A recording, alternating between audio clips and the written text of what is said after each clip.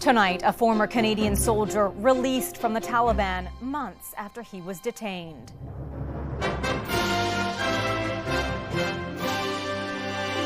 Canadian Dave, the man who helped dozens flee during the fall of Kabul, now safely out of Afghanistan. Dave was a hero. He put himself in harm's way time and time again. We're overjoyed and relieved. Another high-profile cabinet minister backs Mark Carney. This is more than an endorsement. This is a partnership. And why the Liberal Party says this leadership hopeful is now out of the running. The strike hit us in the worst time we could have. Facing financial woes, is it time for Canada to privatize its postal service? The only way we're going to address the problem of the post office is to privatize it. Plus, reporting for duty. Right away, just grabbed the hearts of the firefighters and the department. The honorary firefighter recognized for his years of service to his community. I appreciate all that they've done for me.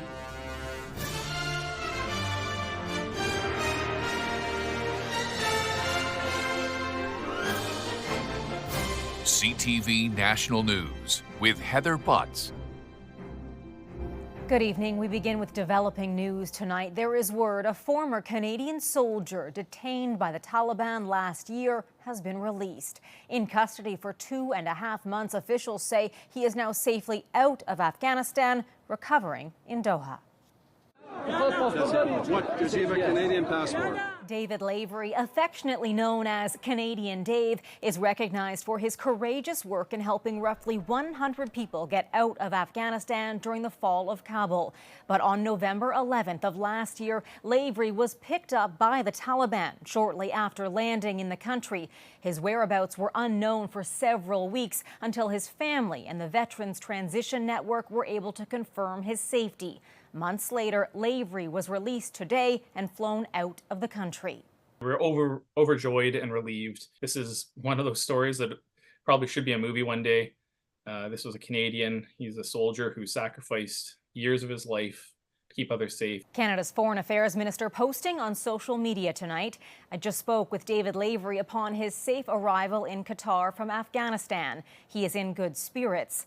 Melanie Joly thanked her Qatari counterpart for helping facilitate his release. Canadian Dave was a hero. He put himself in harm's way time and time again, including in November, to go back and help these Afghan migrants who he's never met to have a better life in Canada. Lavery spent more than 2 decades with the Canadian Armed Forces. More recently, he spent years traveling in and out of Afghanistan, where he operates a private security company. When the U.S. military withdrew from Afghanistan in August 2021, Lavery was on the ground helping people trying to seek refuge in Canada. Those with valid documents were instructed to go to Kabul's international airport, wear red, and look for a man named Canadian Dave. Liberal leadership hopefuls hit the campaign trail this weekend, but as Mark Carney lined up support from another senior minister, one MP is now out of the race, saying the party is not allowing him to run. CTV's Jeremy Sharon reports. I'm running to be the next Prime Minister of Canada. He was the first to announce his intention to run, but today Ottawa area MP Chandra Arya says the party has told him he won't be allowed to do that, adding he's considering his next steps. The Liberal Party confirming he won't be a candidate, only citing a rule that indicates prospective candidates can be disqualified if they're found to be manifestly unfit for office. Meanwhile, on the campaign trail, Mark Carney was shoring up support in Shawinigan, pitching himself as an alternative in the next election. Monsieur Poilievre, he wants to control everything. He wants to insult half the country. He doesn't have respect for the deputies. He doesn't have respect for the people. And the Canadians will have a real option in the next election. He was backed by prominent Quebec MP and Cabinet Minister François-Philippe Champagne, who officially endorsed him today. This is more than an endorsement. This is a partnership. You know, I was leading to be a contender myself. In an interview with Vashi Capellos on CTV's Question Period, Champagne was asked why he's supporting Carney rather than his longtime former cabinet colleague Chrystia Freeland. I decided to endorse a candidate which shared the same vision of Canada, an ambitious Canada, a confident Canada, a prosperous Canada. And I think this is going to be a mighty economic team because both of us together were very complementary. Carney has gained the support of much of cabinet. 16 ministers have backed him so far, while Freeland, who is the other perceived frontrunner, has the backing of 5 members of cabinet. Chrystia Freeland is the wrong place at the wrong time, and we're seeing it show up in these endorsements, even of her own colleagues who've worked with her for years. Meanwhile, the Conservatives continue to target Carney for pitching himself as an outsider. A public letter addressed to Carney today from Pierre Poilievre asks if he'd ban prior Trudeau ministers from serving in his cabinet. I think he's scared is the first thing. Why is he writing me a letter on a Sunday morning? Now, time is running out for those Liberal leadership hopefuls. Tomorrow is the deadline to register as a Liberal if you want to be able to cast a vote. Heather? Jeremy, thank you. The Prime Minister is in Poland tonight on the eve of an historic anniversary. Tomorrow marks 80 years since the liberation of Auschwitz. Justin Trudeau will be among those paying tribute. CTV's Colton Prale is traveling with the Prime Minister and joins us this evening with more. Colton.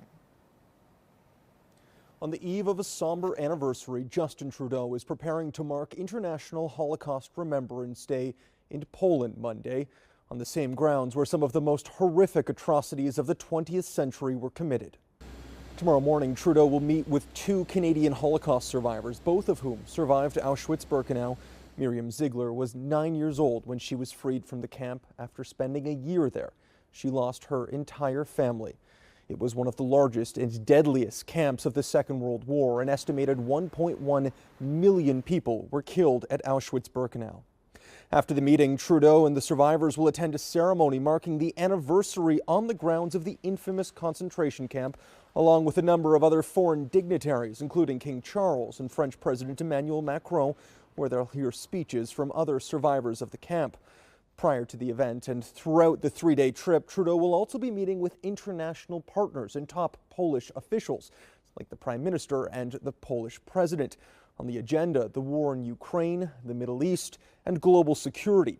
Poland has been one of the most vocal NATO countries, urging others to increase their military spend.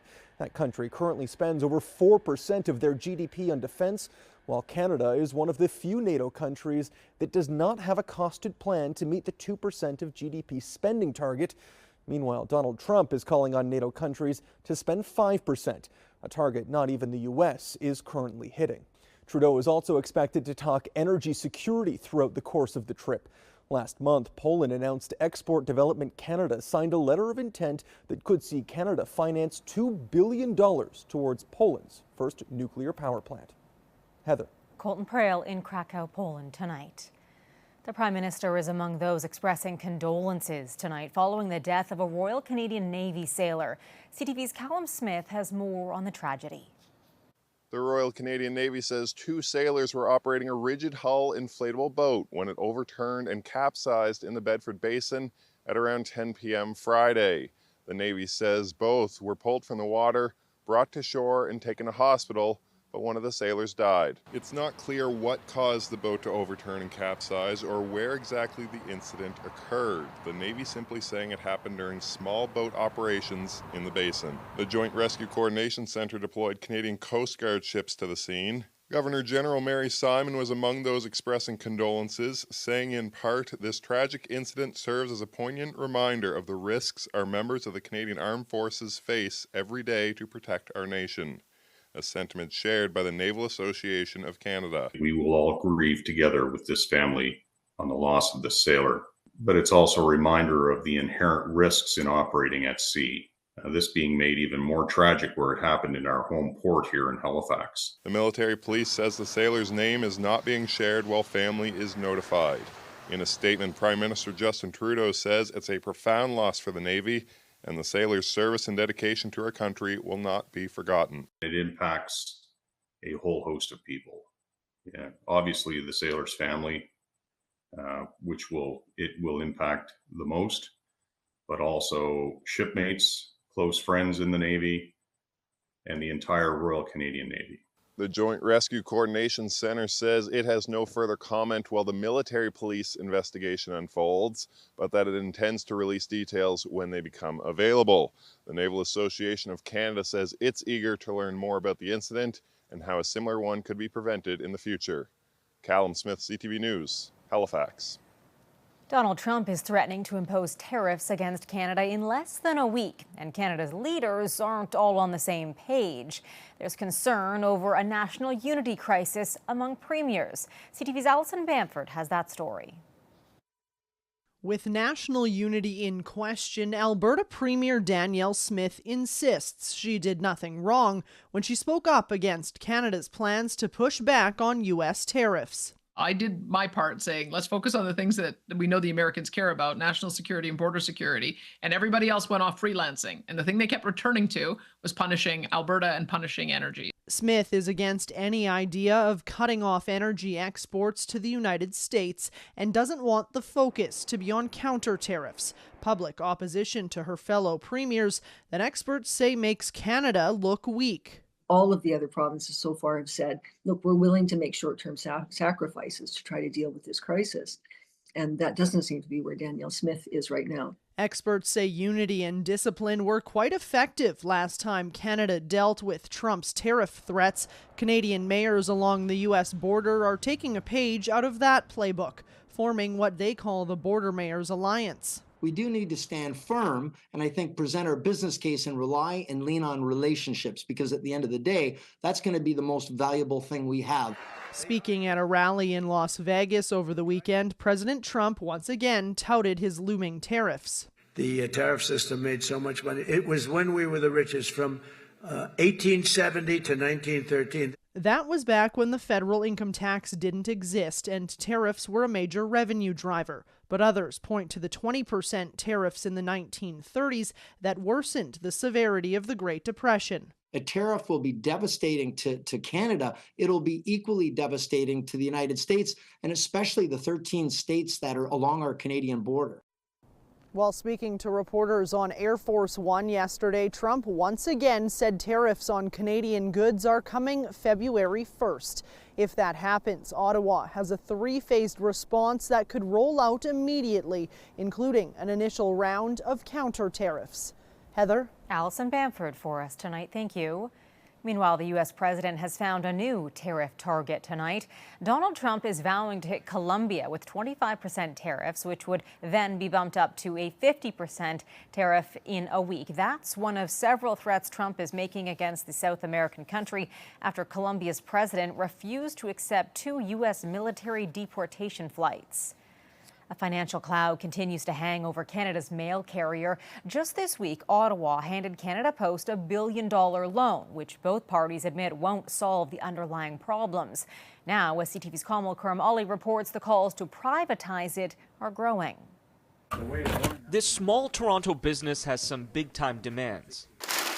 With packages shipping around the country, but it's still struggling to carry the load. Okay, ready to go. In the aftermath of a Canada Post strike in December. The strike hit us in the worst time that we could have. So how do you feel about Canada Post after the strike? I'm nervous listening, are they going to have another strike? It's not just the month-long strike that's frustrated Canadians. Canada Post has lost $3 billion in the last 6 years. This week, the federal government handed over a $1 billion lifeline that Canada Post said it would repay. This is a $1 billion bailout. They will not get the money back because they didn't touch or address the structural problems. That's why some businesses that deal with a lot of packages say Canada should privatize its postal service, saying other countries have done the same. The sale of UK's 500-year-old Royal Mail was approved in December to a Czech billionaire. Germany, the Netherlands, and Austria have also privatized their postal service. The only way we're going to address the problems of the post office is to privatize it. The benefits could be a service that's more competitive, prioritizing customers' needs to beat out other private couriers. And you'd be able to negotiate some price advantages and purchase a higher level of service. The downside, possible job losses and potentially limited mail access to rural communities, especially in the north. Smaller communities, indigenous communities. The answer could be partial privatization, allowing the government to still have a strong say in the operations. 90% private, 10% public, maybe 80-20, something like that strikes me as a reasonable approach going forward. Canada Post admits major structural change is needed, with many arguing it's time the current model was shipped off. Kamil Karamali, CTV News, Toronto. A Canadian freighter trapped on Lake Erie for days is finally on the move. The 200-meter Manitoulin with 17 people on board got stuck in the ice Wednesday after dropping off a load of wheat in Buffalo, New York. A U.S. Coast Guard icebreaker had been working to free it, but needed to call in a second ship along with one from the Canadian Coast Guard. It was finally dislodged and will continue upriver to Sarnia, Ontario. Coming up, paging Dr. Google. In the event that I did get sick, where would I go? What's spurring more Canadians to head to the internet for medical advice?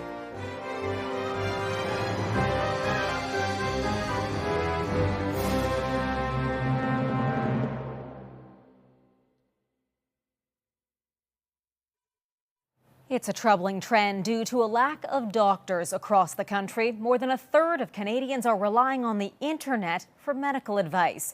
CTV's Alex Karpa on why that is raising many serious concerns. Kristen Kelly has spent the last 5 years looking for a family doctor. It's just been a long process. Kelly would spend hours waiting at a walk-in clinic and relied on the internet, including ChatGPT, for medical advice. Thankfully for her, she won't have to do that anymore. I just try to stay healthy overall and hope for the best, but I'm happy that I found a doctor now. But others aren't so lucky. Kim DeSorcy has been without a doctor since May 2024. I'm very nervous about it. Thankfully, I'm a healthy person right now. I have a son that's a type 1 diabetic that doesn't have a doctor as well. DeSorcy, too, has spent hours looking for doctors and has at times sought out medical advice online. It's a concern.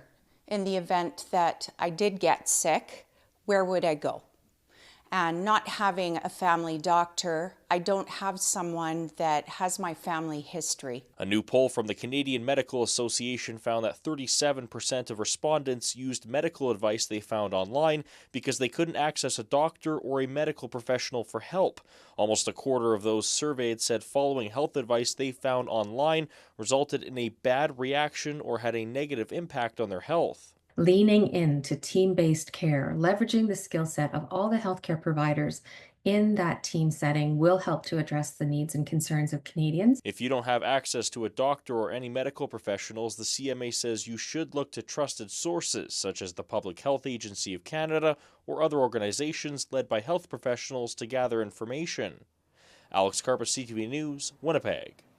Still ahead, a legend's farewell.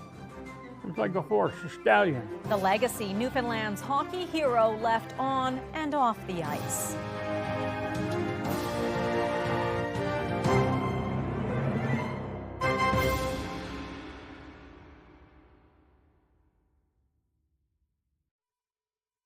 A Newfoundland hockey hero was laid to rest this week. George Faulkner was one of the first stars of the sport from that province. While he climbed the hockey ranks, his biggest impact was back at home. CTV's Garrett Berry explains. It's been years since Mac Martin laced up the skates with his friend, coach, and teammate, George Faulkner.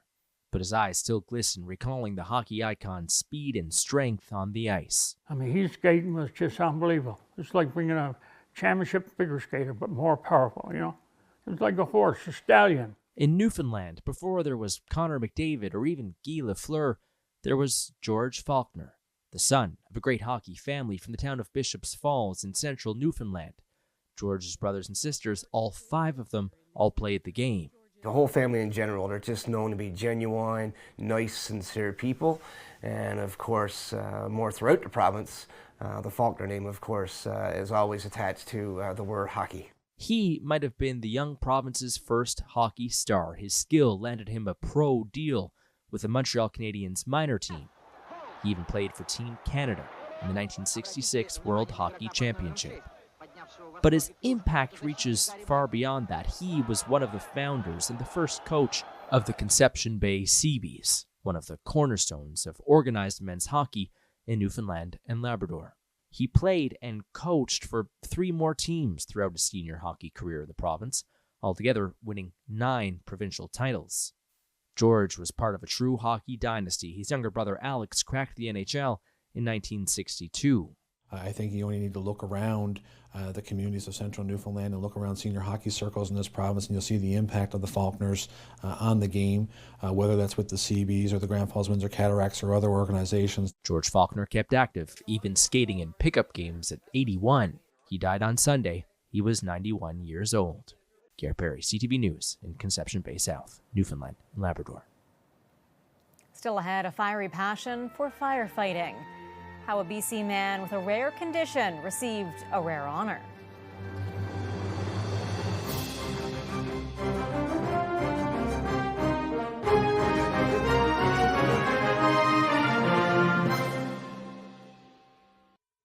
Before we go, we want to introduce you to a BC man and his passion for firefighting. He never thought he'd get to join his heroes until some first responders made his dream come true. CTV's Adam Sawatsky has the story. Watching firefighters in the movies may be great, Richard McNaughton says, but nothing beats seeing a fire engine in real life. Sirens and the flashing lights. That's so good. Richard, who lives with a rare genetic disorder, loved firefighters so much when he was younger. His sister, Marcia, says whenever her back was turned, he'd call 911. And they would arrive and he'd be hanging out the window. Hi guys, how are you? Although Richard was repeatedly told all the reasons why he shouldn't do that, he couldn't stop. And it came to one of those situations, if you can't beat them, join them. So the team at the time, including now retired Chief Dan Copeland, invited Richard to visit their hall to show him the seriousness of their responsibility. Right away, just grabbed the hearts of the firefighters and the department. When Richard first got to put on the oxygen tank and mask, he ran around the hall going, "Who are you gonna call? Ghostbusters!" He earned the nickname Winston after one of the movie's characters and never called 911 again.